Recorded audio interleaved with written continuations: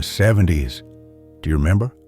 The rumble of muscle cars, the swish of bell-bottoms, the sound of real rock and roll, and yes, even a little bit of disco.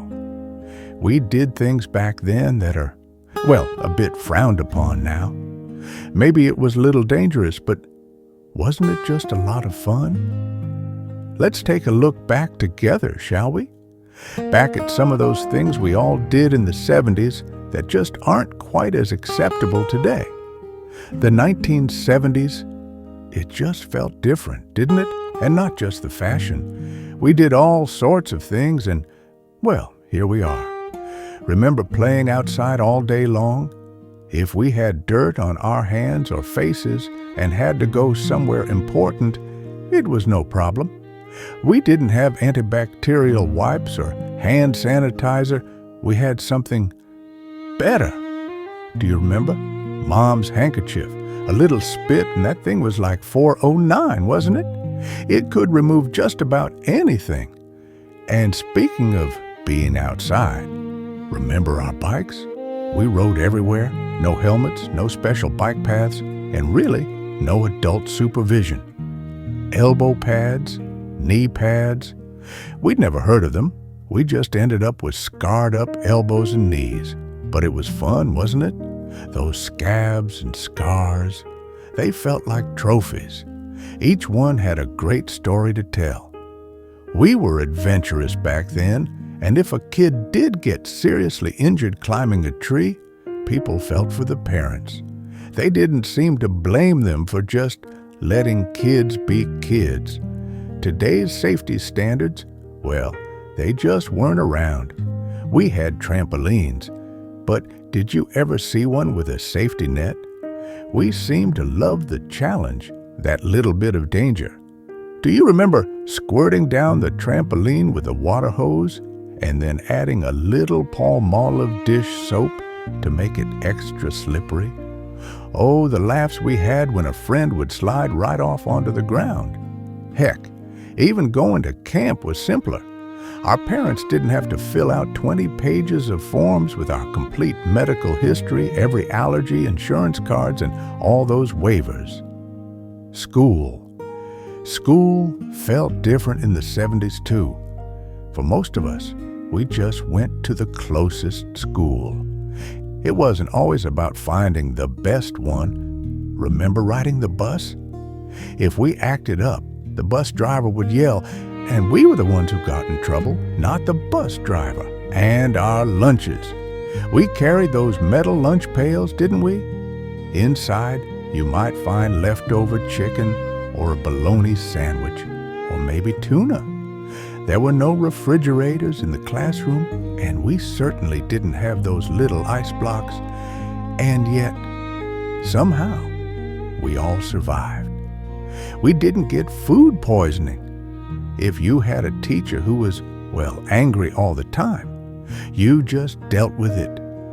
We didn't think to ask to transfer classes. You just hoped and prayed for a better one next year. And if a teacher gave you a swat, you certainly didn't run home and tell your parents. We were all afraid we'd just get it again. For the most part, we just tried to avoid getting in trouble in the first place. Our parents, they rarely knew our teachers' names, much less how qualified they were. And when it was time for the parent-teacher conference, we were the ones who got nervous and scared, not the teachers. If you got a bad grade on a test, you got a talking to, not a cuddle. That's just how it was. And back then, if you got an award for Student of the Week, it felt like it meant you really did something great, not just that you showed up. And the playground, remember that? What happened on the playground stayed on the playground. It could be rough sometimes, but it was almost always fun. When you got injured, a teacher could put something on a scraped knee without having to get your parents' permission or fill out an incident report. School field trips felt so much easier, didn't they? There wasn't any talk about a kid-to-parent volunteer ratio. We were just so happy to get out of class, and we knew not to do anything to ruin the next trip. School breaks were always welcome. It wasn't all about art class or summer camps. We tried to blow off steam by getting into some sort of sport on Saturdays. Making the team, that felt like a big deal, and it wasn't guaranteed. If you didn't make it, well, you just knew you had to try harder next time, or maybe pick a different sport. When we won the big game, oh, the tall tales we could tell. And if you had a great season and came out on top, you got a trophy. There were trophies for second and third place, sure, but not for 20th. Not every kid got one, and that was just perfectly fine. Remember how family vacations seemed to come before all the kids' sporting schedules? That's something you don't see as much today. And birthday parties, they were fun back in the 70s. They weren't like today's parties with celery sticks and face painting. We had hot dogs, burgers, soda, and of course, cake. But our parties also had, well, a little challenge, a little element of danger. Do you remember? Having your hands tied behind your back, blindfolded, trying to be the first to eat a donut hanging from a string. Sometimes we even did it while being held upside down. Sharp things were just part of the fun. We played pin the tail on the donkey with a real sharp tack right after being spun around until we were completely dizzy. And how about lawn darts? We all played. We never even thought about them being dangerous. As a 10-year-old boy, it was perfectly fine to get a pocket knife as a present. A gift like that could come in handy and last a lifetime. We also just didn't worry about germs the way people do now. Nobody wrote their names on cups. We all just shared them. We'd probably even offer a friend a bite of our hot dog. And if we got injured and spilled a little blood, there was a good chance we were about to become blood brothers. That was long before the scare of the 1980s. Weekends were so much fun. Remember Saturday mornings? That was our TV time. Just us, the cartoons, and a big bowl of our favorite sugary cereal. The rest of the day, well, that belonged to Dad. He'd watch sports or a movie or the evening news. And when our TV time was over, it was time to head to a friend's house, ring the doorbell, and just ask, "Can you come out to play?" It was easy to tell where all the kids were, wasn't it? You just looked for the pile of bicycles out front. For the most part, we could do whatever we wanted as long as we stayed out of our parents' hair. The weekend was really about our parents' social lives. It was the perfect time for a sleepover at a friend's house, and then the next weekend, it'd be your turn to have your friend over. Dinner. Dinner felt important. It was a time for the whole family to sit down together at the table and talk about the day. And as soon as it was over, it was time to take out the trash and do the dishes. Those chores felt every bit as important as our homework. And being tired was no excuse to be rude. Everyone was tired. Even going to the grocery store was an experience. We'd ride in the grocery carts with no seat belts or padding. Sometimes it was fun just to have the groceries piled up on top of us. Or remember riding on the end of the cart while our parents pushed. And that cereal aisle. It was so colorful.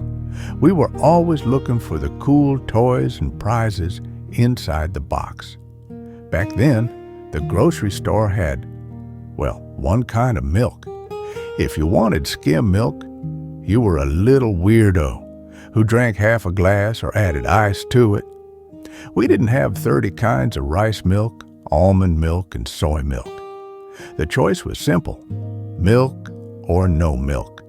Every store had a good butcher, someone you got to know, and the meat packages, they didn't have all those sell-by or use-by dates. We just depended on our noses. We looked at it to see if it was still okay. And one thing you never saw was a kid on an iPad or doing some dance for a video. We just had to enjoy the experience.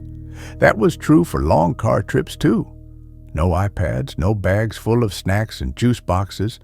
We just found ways to entertain ourselves. Maybe we played car bingo, or maybe you pulled the elastic out of your sock to pop your little sister or brother. Oh, look out, they're crying. Here comes Dad's arm reaching into the back seat. Don't make me stop this car. No matter what, we always found something to do, because if we didn't, our parents would find something for us. Remember the number one rule? Never say you were bored. That just meant extra chores. Back then, we'd grab scrap pieces of lumber and materials from anywhere we could, and we'd build our own clubhouse. None of them ever came from Amazon or a big box store. Remember when the Christmas catalogs would arrive? We'd look through them for hours and just dream. It was so much fun to circle everything we liked. We knew we wouldn't get everything we wanted. If you got just one special item from your wish list, that felt like a really good Christmas. There are so many things we used to do in the 70s that you just don't see anymore. Many of them are frowned upon now. Was it better? Was it worse? I'm not sure. I'll let you be the judge of that. But I am so grateful I got to experience it all. What's your fondest memory of those freewheeling days from the 70s? Please share it with us in the comments below. And if you love walking down memory lane like this, please consider subscribing. We'd love to share more together. As always, thank you so much for watching.